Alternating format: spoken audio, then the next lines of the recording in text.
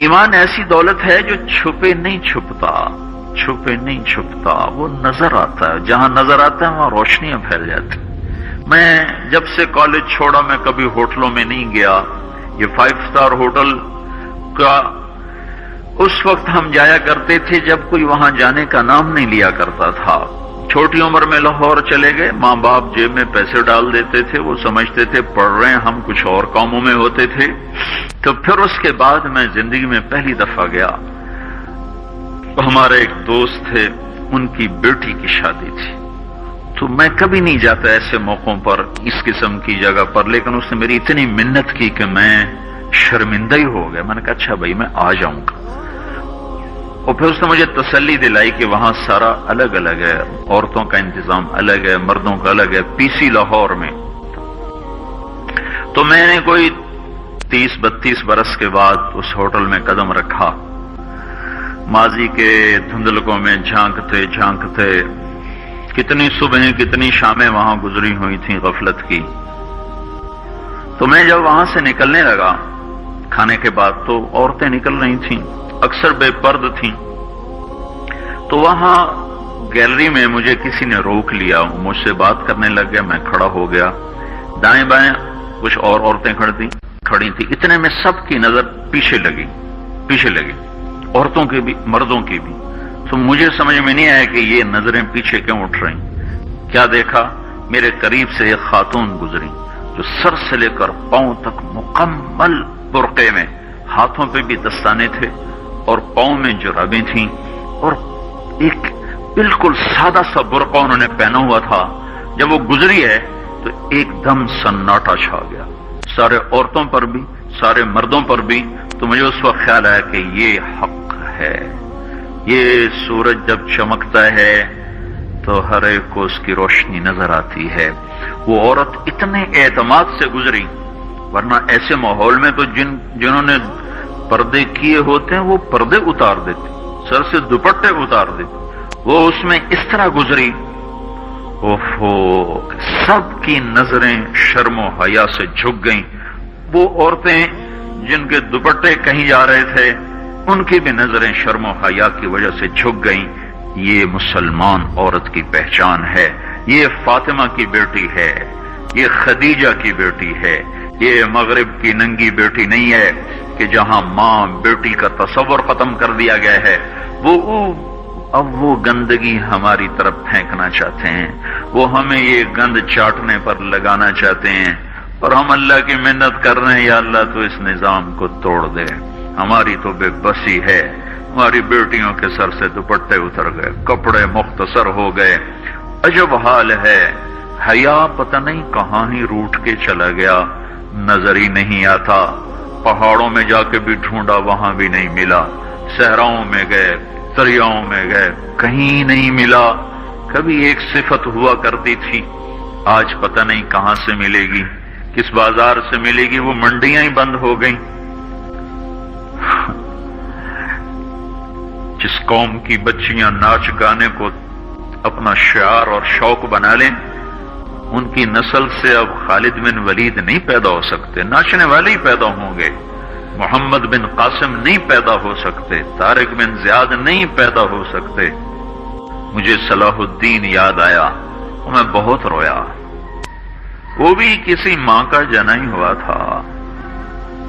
اس کے زمانے میں کرک، ایک ہمارے پاکستان میں کرک ہے، ایک اردن میں کرک ہے، اونچی پہاڑی پر وہ شہر ہے، بڑا دشوار قلعہ ہے۔ اس پر ایک حکمران تھا عیسائی، اس کا نام تھا ریجنالڈ۔ تو کرک کے قریب سے قافلے گزرتے تھے حج کے، تو اس نے ایک دفعہ حاجیوں کے قافلے پہ حملہ کیا اور کہنے لگا بلاؤ اپنے محمد کو تمہاری مدد کرے، اور سارے حاجیوں کو تعطیق کر دیا۔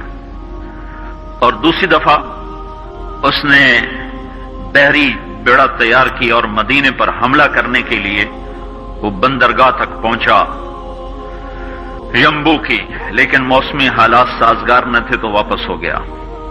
تو حطین کی لڑائی ہوئی ہے فلسطین میں، جس میں سارا یورپ اپنی طاقت کے ساتھ میدان میں اترا تھا، اور اذا تنہا صلاح الدین ایوبی رحمۃ اللہ علیہ اکیلا اس لشکر سے ٹکرایا تھا اور انہیں اس میں ساری رومن امپائر کو شکست ہوئی تھی، تو بڑے بڑے بادشاہ اس میں گرفتار ہوئے، تو اس میں ریجنالڈ بھی گرفتار ہو کے آیا، تو کوئی 12 بادشاہ تھے ریاستوں کے جو سامنے اس کے پیش کیے گئے، تو پیاس کی شدت سے سب کا برا حال تھا، تو صلاح الدین نے سب کو پانی پیش کیا، ریجنالڈ کو نہیں پیش کیا۔ تو یروشلم کا جو بادشاہ تھا ہمفرے، اس نے اپنا پانی بچا کے اس کو دیا، تو صلاح الدین نے کہا یہ پانی تو دے رہا ہے، میں نہیں دے رہا ہوں، اسلام میں یہ ہے جب کسی کو پانی پلا دو تو اس پہ تم ہاتھ نہیں اٹھا سکتے، یہ امن کی نشانی ہے۔ تو صلاح الدین نے فوراً اسے کہا یہ پانی تو نے دیا، میں نے نہیں دیا۔ تو پھر انہوں نے ریجنالڈ کو اسلام کی دعوت دی کہ تو مسلمان ہو جا، میں تجھے دعوت دیتا ہوں۔ اس نے انکار کر دیا، کہا میں نہیں ہوتا۔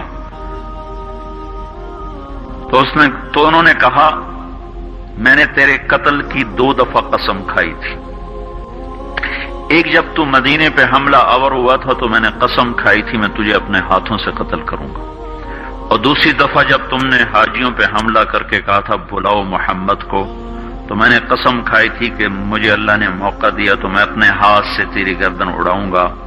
آج محمد کا ادنا غلام تیری اس بات پر یہ فریضہ ادا کرنے کے لیے آ رہا ہے، اور اپنی تلوار سے اس کی گردن اڑائی، وہ پیچھے لٹک گئی، پوری نہیں اڑی، پیچھے لٹک گئی، خوفناک منظر بن گیا۔ تو سارے بادشاہوں پہ کب کبھی طاری ہو گئی۔ تو صلاح الدین فرمانے لگے ہمارے مذہب میں یہ نہیں ہے، بادشاہوں کے ساتھ ہم بادشاہوں جیسا ہی سلوک کرتے ہیں، پر یہ حدود سے آگے چلا گیا تھا۔ اب مجھے یہ قصہ بھولا ہوا تھا، مجھے انہی حادثوں میں، انہی ہنگاموں میں وہ یاد آیا، تو بعد تنہائیوں میں بیٹھ کے بے بسی کے آنسو بہ جاتے ہیں، اور اس کے سوا کوئی چارہ نہیں ہے۔ ہماری ساری نسل موسیقی میں ڈوب چکی ہے، جو بدن سرتال پہ تھرکتے ہوں، جو بدن موسیقی کے اوپر ہلتے ہوں، رقص میں آتے ہوں، ان پہ کانٹے ہی اگیں گے، ان پہ صلاح الدین کا پھول نہیں اگ سکتا، ان میں محمد بن قاسم کے پھول نہیں اگ سکتے۔ بانجھ ہو گئی ہے ہماری نسل، اور یہ یورپ کا سحر ہے جو چل گیا ہے، ہماری بے بسی ہے، ہماری بے بسی ہے۔ میں تو بس منت ہی کروں گا اپنے آپ کو پہچانو، اپنی ہستی حیثیت کو پہچانو، اپنی نسبت بدلو۔ تمہاری نسبت یورپ کے ساتھ ہو کے اگر موت آئی بے قیمت ہو جائیں گے، اگر مدینے والے کی نسبت مل گئی تو حضرت فاطمہ کے دائیں بائیں تمہیں بھی کھڑا کر دیا جائے گا، حضرت خدیجہ کے دائیں بائیں تمہیں بھی کھڑا کر دیا جائے گا۔ یہ چند دن ہیں، صبر کر لو، گھٹ گھٹ کے مر جانا ہی بیٹیوں کی روایت ہے۔ مشرق کی بیٹی اس نے گھٹ گھٹ کے مرنا ہی سیکھا ہے۔ ہاں، یہ آزادی، یہ آوارگی، یہ مغرب کی عورت کا خاصہ ہے، اور 18ویں صدی تک مغرب میں بھی کوئی عورت ایسے ننگی نہ تھی، اور گھر کی زندگی تھی۔